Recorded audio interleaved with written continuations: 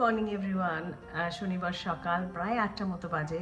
আমি আজকে ভীষণ চেষ্টা করেছি, বিশ্বাস করো, 10টা অবধি ঘুমানোর, কিন্তু কিছুতেই পারলাম না। ওই সকালে উঠে উঠে টাইমটা যেরকম মাথায় সেট হয়ে গেছে, ওই চেষ্টা করে 8টা অবধি গড়াতে পেরেছি। তাই ভাবলাম না, উঠে পড়ি, সীমার এমনিতেই আসার টাইম হয়ে গেছে, আর দেরি করে লাভ নেই, বাকি কাজ সব ডিলে হয়ে যাবে, তার থেকে উঠেই পড়ি। তো চলো আজকের দিনটা শুরু করি, সেটা তোমাদের সাথে শেয়ার করবো, সারাদিন কী করলাম, কী হলো। তো চলো আজকে ব্লগটা শুরু করি।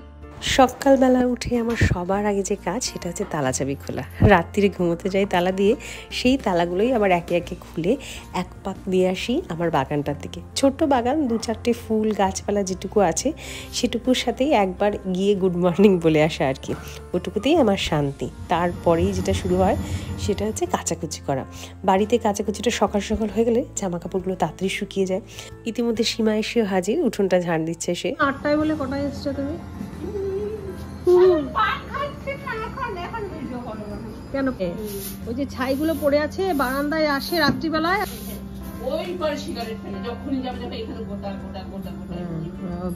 এইখানে ফেলবে না, জানে দেখতে পেলে ঐশী চিল্লাচিল্লি করবে। এই আলোচনা হচ্ছিল আমার কর্তামশাইকে নিয়ে। সে ওপরে বারান্দা থেকে লুকিয়ে লুকিয়ে সিগারেট খায় আর ছাইগুলো এখানটায় পড়ে থাকে, এবং যাতে আমরা বুঝতে না পারি তাই পাঁচিলের ওপারে সিগারেটগুলো ছুঁড়ে ফেলে, বোঝো। একটু গপ্প টপ্প করে জলখাবারের ব্যবস্থা করতে এসেছি। আজকে লুচি আর সাদা আলুর তরকারি হবে না, বরং হবে লুচি আর আলুর দম। জানো তো, আমরা না এই দিনগুলোতে সবাই একসাথে খাই। যেমন আমি, সীমা, আগে যখন রিনা ছিল কারণ বলছি, কারণ রিনা আর আসছে না আমার বাড়িতে, তো তাই জন্যই আমাদের নতুন রান্নার লোকের খোঁজ। না, রিনাকে নিয়ে চিন্তা করার কোনো কারণ নেই, সে সুস্থ স্বাভাবিক আছে, তবে সে আর আমার বাড়িতে হয়তো কাজ করবে না বলে আসছে না। তা তোমরা যারা আমার ব্লগ দেখো তারা নিশ্চয়ই জানো যে আমি ওদের সাথে, মানে যারা আমার সারা দিনের এই কষ্টগুলো ভাগ করে নেয়, তাদের সাথে আমি খুবই আনন্দ করে হই হুল্লোড় করে থাকি। তারা আমার খুবই স্নেহর ভালোবাসার জায়গা, এবং সেটা চিরকালই থাকবে। সেটা উল্টো দিকে মানুষটা কি মনে করলো না করলো তাতে আমার কিছু যায় আসে না। তবে এটুকু বলতে পারি, যাকে আমি মন দিয়ে ভালোবাসতে পারি তাকে কিন্তু শাসন করার অধিকারও আমার আছে, এবং সেটাতে কোনো অন্যায় বা ভুল কিছু নেই। আর আমারও তো মাথা খারাপ হয়ে যায়নি যে কাউকে এমনিই কোনো কারণে ছাড়াই বকবো। যাই হোক, এই গল্প করতে করতে আমি এর মধ্যে আদা আর রসুন বাটাটা করে নিয়েছি। এটা মোটামুটি সপ্তাহ 2 চলবে। আর দেখো, আজকে রিনার জায়গায় রোজিনা এসছে, এখানে শালমা রয়েছে, সীমা রয়েছে, ওরা বসে চা খাচ্ছে, একটু গল্প করছে। রিনাও দুধ চা খেতে খুব ভালোবাসতো, জানো তো। যাই হোক, কারোর জন্য তো জীবন থেমে থাকে না, সে চলবে তার নিজের গতিতে, যাই হয়ে যাক না কেন। আজকে রোজিনা আমাকে হেল্প করছে লুচিগুলো বেলে দিতে, আমি ভেজে নিচ্ছি। এরপরে সবাই মিলে বসে ব্রেকফাস্টটা করব। চলো, খাওয়া দাওয়া করে তারপরে অনেক কাজ বাকি। বাড়িটা এত নোংরা হয়েছিল, ভাবলাম আমরা দুজন মিলে ধুয়ে ফেলি। গাছগুলোতেও সেই ভাগে একটু জল দিয়ে দিচ্ছি। আমি আর সীমা মিলে ধুলে তাড়াতাড়ি হয়ে যাবে, খুব বেশি দেরি হবে না। বাইরে যা রোদ, তাই এই গায়ে ওড়নাটা জড়িয়ে নিয়েছি। গা ভাগ কি দেবো সীমা?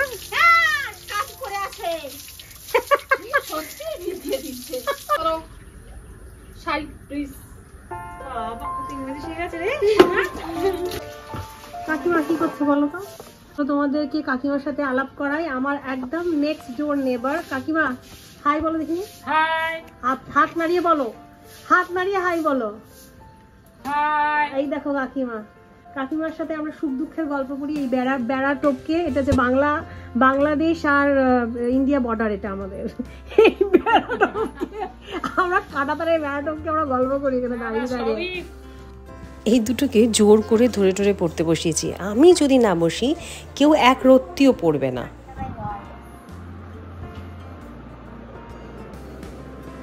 বানানগুলো ভালো করে পড়েছো, সুন্দর করে নাম্বারিং করবে। কোশ্চেনটা কি বলো? মার দুষ্টুমি করে ভালো করে বল। আড্ডার জায়গা কোথায় ছিল? দেখো, আমি সীমা আমার কত সেবা করে তোমার, তুমি দেখো। আজকে আমার আর সীমার কালার ম্যাচিং হয়ে গেছে। চাম্পি হচ্ছে, চাম্পি।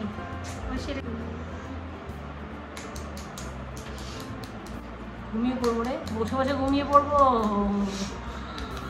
প্রায় 1:45 বাজে। লেখাটা কমপ্লিট করলেই বাঁদর দুটোকে ধরে চান করতে নিয়ে যাব, কিন্তু দেখো কি ষড়যন্ত্র করছে বসে। এটা কি হচ্ছে? লেখাটা কি লিখবে? খেয়ে বলো তো বাবা, কেমন খেতে হয়েছে নতুন আন্টির রান্না? Good, not bad.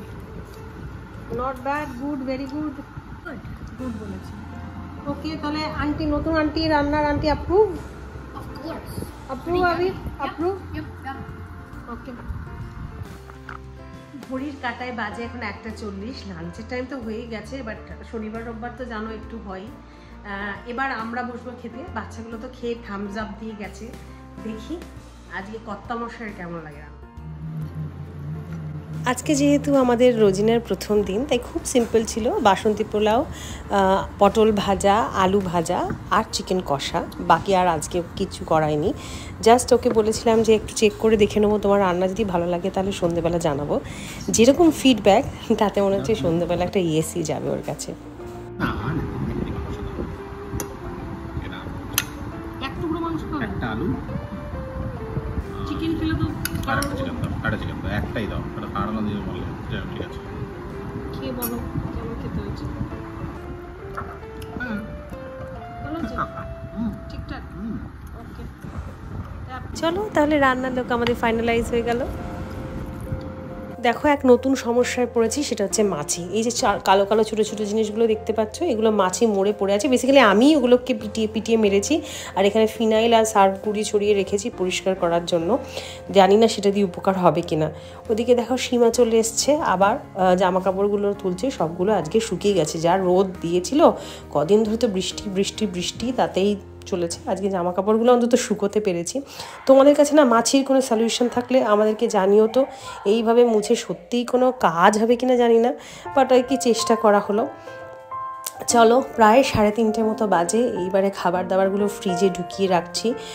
সীমা ওদিকে কাজ করছে, এগুলো আবার রাত্রিবেলা বার করে গরম করে খাওয়া হবে। আমাদের এই একবেলাই রান্নাবান্না করা হয়। আগের দিন কাঁঠাল ভেঙেছিলাম, সেই কাঁঠালটা আর খাওয়া হয়নি, মানে একা না খেতে ভালো লাগে না।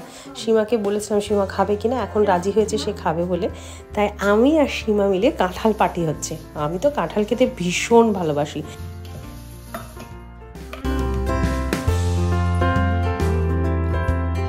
4টে বাজে। সীমা এখানে সব জামা কাপড়গুলো গুছিয়ে দিয়ে গেছে। আমার আর মানে ধৈর্য নেই যে এগুলো এখন তুলবো।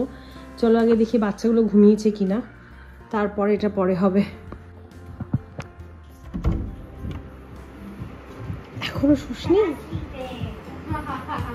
আবির শুয়ে পড়ো।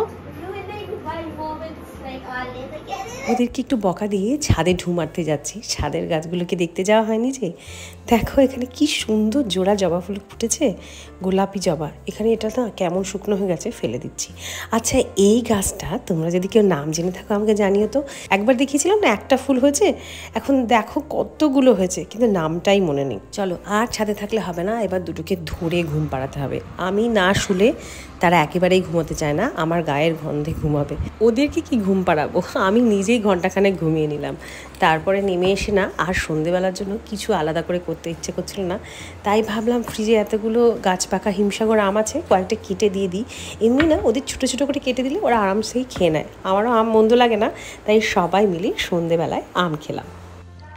বাচ্চাদের সাথে শুয়েছিলাম ওদেরকে ঘুম পাড়াবো বলে, সেখানে আমি নিজেই ঘুমিয়ে গিয়ে 5:30 থেকে পুরো 6:30 টানা 1 ঘন্টা ঘুমিয়েছি। দেখতে পাচ্ছ চোখ মুখ সব ফুলে গেছে, মানে কি অবস্থা। যাই হোক, তারপরে ওরা আম টাম খেলো। 7টা বেজে গেছে, বাচ্চাগুলোর পরীক্ষাও আছে, কাজেই আর তো ব্লগ করতে পারবো না। ওদেরকে নিয়ে একটু পড়তে বসাতে হবে। এমনিতেই তারা বাংলায় ডক্টরেট, বানান যা ভুল করেন।